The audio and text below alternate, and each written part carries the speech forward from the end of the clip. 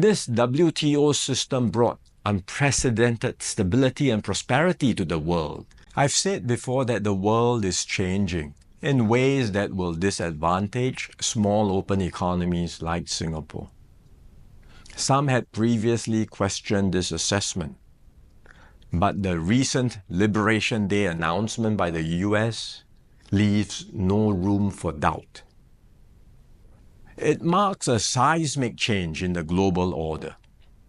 The era of rules-based globalization and free trade is over.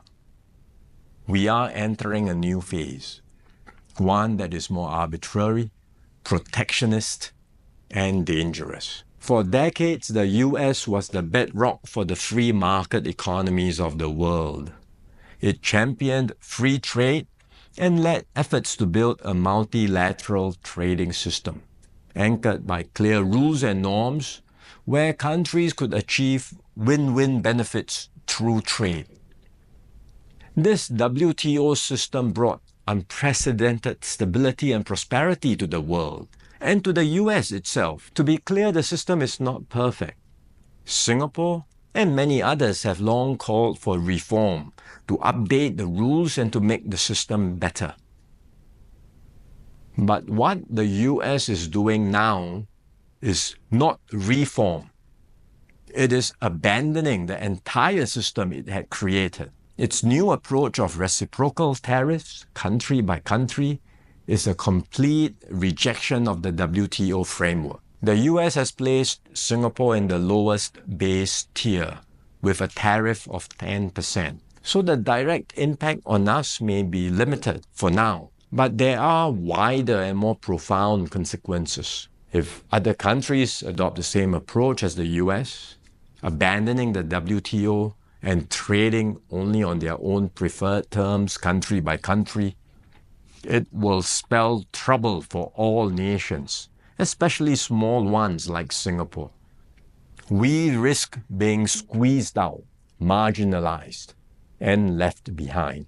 We can also expect a strong global response to America's tariffs. Singapore has decided not to impose retaliatory tariffs, but other countries may not exercise the same restraint. The likelihood of a full-blown global trade war is growing. The impact of the higher tariffs, plus the uncertainty of what other countries may do next, will weigh heavily on the global economy. International trade and investments will suffer, and global growth will slow. Singapore will take a bigger hit than others because of our heavy reliance on trade. The last time the world experienced something like this was in the 1930s. Trade wars escalated into armed conflict and eventually the Second World War. No one can say how the current situation will unfold in the coming months or years. But we must be clear-eyed about the dangers that are building up in the world. Global institutions are getting weaker. International norms are eroding. More and more countries will act based on narrow self-interest and use force or pressure to get their way. This is the harsh reality of our world today.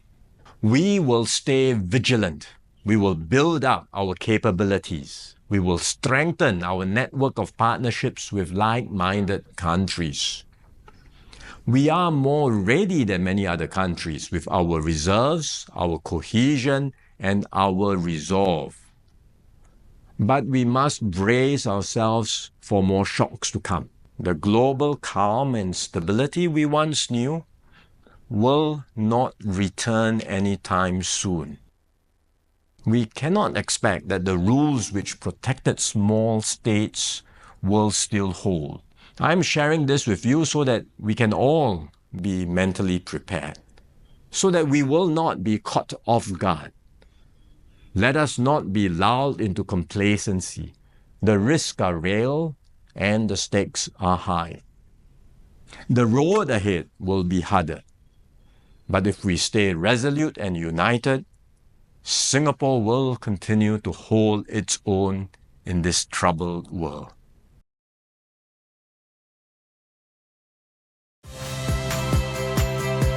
Saya Friska Clarissa.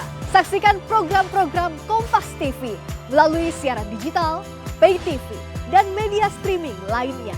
Kompas TV, independen, terpercaya.